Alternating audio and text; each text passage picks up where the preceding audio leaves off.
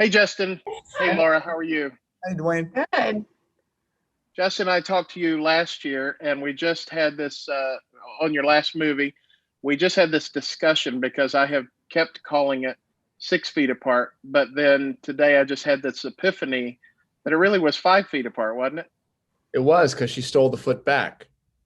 She was Yes. So 5 feet apart. But the reason we got confused is because the whole world, 6 feet apart is the new normal, right? the world is living in that movie. Yeah. It's like it was ahead of its time there. But anyway, it's great to talk to you again and love that movie. But I loved this movie. I loved Clouds. And Laura, what an amazing story!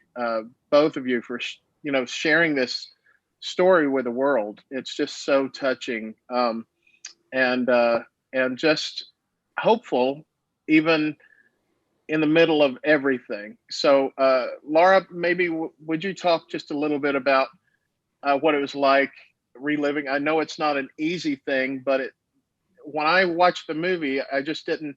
It wasn't a downer really so much as it was hope. So how did that happen? Was that how your son's life was? Absolutely. Yeah. It's funny when people tell me that because we've heard that quite a bit now from people who've seen it, that it was, it's a hard topic, but it doesn't leave people feeling sad or down. And I think for me, it's a reflection of his song Clouds too. Does the same thing. Right. It's a song about deep, emotional, hard things, but somehow it leaves you hopeful. And that's a reflection of Zach. He lived a very difficult thing. He had to let go of a lot and suffer through so much. Yet somehow he almost always chose to focus on the good and the what he could be grateful for, how he could tap into the joy of the day. I'll never forget the times when I knew he was really sick. He'd been on chemo for a week. We were home, and I would hear him the next morning in the shower whistling. And that's just the kind of kid he was. He decided and fought to be happy. Yeah. So, What part of was he like that before the mhm. diagnosis? I mean, was that his life, or was there a change that happened? He was kind of built that way. He was really, I joke because he was the extrovert in the family. And so now, thanks a lot, Zach, you left us with this gigantic story that we're all, Right. Yeah. bumping along behind. Um, yeah, he was sort of the hub of our family too, which made the loss of him really actually quite scary for me as a mother, before he died, thinking about like, what is our family going to be like when he's gone? How are we going to communicate with each other? How are we going to interact? Because he was the guy that everybody Right. went to, and he was the one that, you know, would bring the party home, kind of, that kind of thing. But yeah, he was created that way. He was just a happy kid who wanted to see the good in everybody and find the joy in the moment. And he shared that with all of us, and he did it so beautifully, even through all of his suffering. Right. Justin, how did you get involved with this story? I know you've told other stories very similar to this, but uh, what drew you to it? I was on this year journey. I left acting and I was telling these stories via this documentary series, My Last Days, which aired on Soul Pancake's YouTube channel. And I was on story number 7, and I was looking for that story, and that's when I stumbled on a CNN article that featured Zach and his song, and I watched his YouTube video. It was right at the beginning of it starting to go viral in December of 2012, and I don't know. There's these moments in your life, man, where you just know it's like God places His hand on your shoulder and says, "Go there," and that's how I try to live. I try to be a feather in the wind, going wherever God wants me to go. And I just knew I needed to go. to Minnesota. I called Laura immediately. We found her number. Actually, she called me technically. I was in Italy at the time, sick as a dog. And that began this journey. And once I told the story in the documentary format, we became a family in some strange way, because so much healing had happened. So many deep conversations that maybe hadn't happened yet started to happen because the cameras were there. And honestly, I was asking them. And we just bonded in such a beautiful spiritual way. And we kind of became like soul brother and sister, Laura and I. Now, she was the older sister because she had a lot to teach me. And after Zach, or right before Zach passed away, I made him a promise that I would do whatever I could to make sure his story got seen by as many people as possible. And more than that, that I would help him raise money for the fund, the Zach Sobiech Osteosarcoma Fund, so we don't have to lose any more bright souls like Zach to this underfunded illness. And then after she wrote this beautiful book, which everybody needs to read, Clouds, a memoir, I asked her if I could turn it into a movie. And 5.5 years later, we're talking to you, Dwayne. What a journey. It's like I said, it's a beautiful movie. I've told my girls about it. They didn't get to watch the screener, but they're obsessed with the song. And I have 2 8-year-old girls who love to hear that song. So we play it a lot. I can't wait to show it to them, the movie. And I think because it's so hopeful, it's a movie that I can show them. You know, it's not one that's just going to just eat away at them. You know. So I wanted to ask you about. I know there's some drama in the movie. Was the movie pretty? Were there parts that were dramatized for the sake of the story, or was it pretty true to the experience? Is that for me or is that for Justin? Whoever wants to answer it. She lived it. Let's let Laura take that one. Okay. Yeah, I mean, definitely it is a dramatized version of our story. So there are some elements that are just straight up fiction. There are things that are moved around, elements that are put together into one scene that were maybe 3 or 4 scenes. And people too that are combined into one person. Right, yeah. Well, that has to happen because you only have so much time to tell a 4-year story. So, but it's beautifully done. The essence of Zach and of our family is there. The essence of the story is there. I think it captures the spirit of the story beautifully and really showcases in ways the struggle that Zach had to go through in a way that I think people can really connect with, and in the relationships too.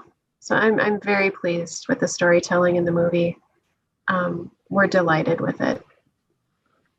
Laura, I was told before I got into this interview, and I write my articles are always from a spiritual faith standpoint, that your family, you have a deep faith, and I would imagine that was helped you get through all this. Would I be correct in saying that? I would say that it was key in getting us through. I mean, it really was our faith. Our faith informs us that there's more to this life than just this life. Right. And that in losing Zach, we're really handing him over to heaven, and we look forward to seeing him again, but we also experience him still here. We still feel his spirit.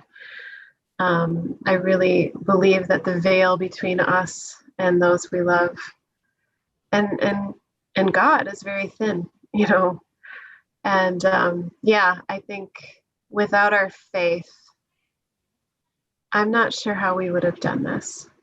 Right. That's what our hope is in. And our trust. Justin was talking about this earlier, about the trust, kind of that feather in the wind type thing. I'm the same way. Like, my prayer through this whole thing has been, Lord, open the doors and we'll walk through. And he keeps opening doors. And actually, there's been times where I have to say, can you not open the doors anymore? Right, this. Yeah. And then I call her and say, Laura, you're walking through that door. I know. it's been a lot of open doors. So we're really grateful for that. And I'm just so grateful too that we have been given the gift of this story so that we can be a voice of other kids who suffer from childhood cancer, whose families don't have this opportunity to share, Right. you know, what we need in that area, which is research. So we're grateful for that. Justin, what is it about these inspirational stories like this that have really kind of defined your career as a director? What keeps drawing you to them, and what are the things that you're trying to explore for, or to help everybody else see?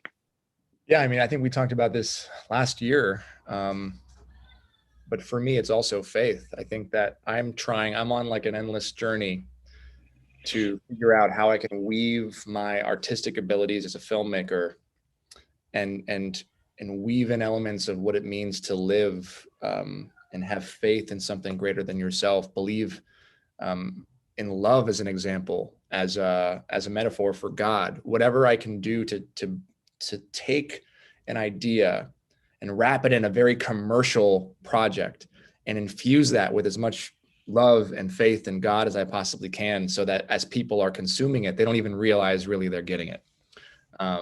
So it's it's like chocolate covered broccoli, or the medicine in the dog food, however you want to talk about it. It's Yeah. I want my art to touch people's hearts, and I want them to then be able to have an experience where it causes a shift in perspective. Because as we know, it's little shifts, it's little acts of kindness that move the world.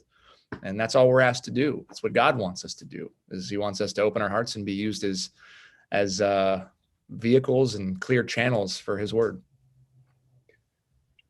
Both of you may want to speak to this, but I just wondered what you thought of the cast of the movie and how they stepped into these roles and how well they did. I thought they were all excellent. I would agree. I was so pleased with Finn Argus. He rose to the occasion. He did an amazing job playing Zach. He fully immersed himself into the role, into learning about Zach, and he just captured him so beautifully. And Madison did a beautiful job of playing Amy. And then Sabrina. I just love how Sabrina played Sammy. Her voice, she's just got so much control over that voice of hers to be able to harness it to sound like Sammy. And yeah, and then of course Nev, I love her. She really, we have a friendship now that I think will be lifelong, because she just is a beautiful human being, and she just is such a pro when it comes to acting. And then all of the actors too were just delightful. Justin, did you want to add anything to that? There's a little bit of skill, a whole lot of luck, and a tremendous amount of divine intervention that led to this cast being brought together in this way.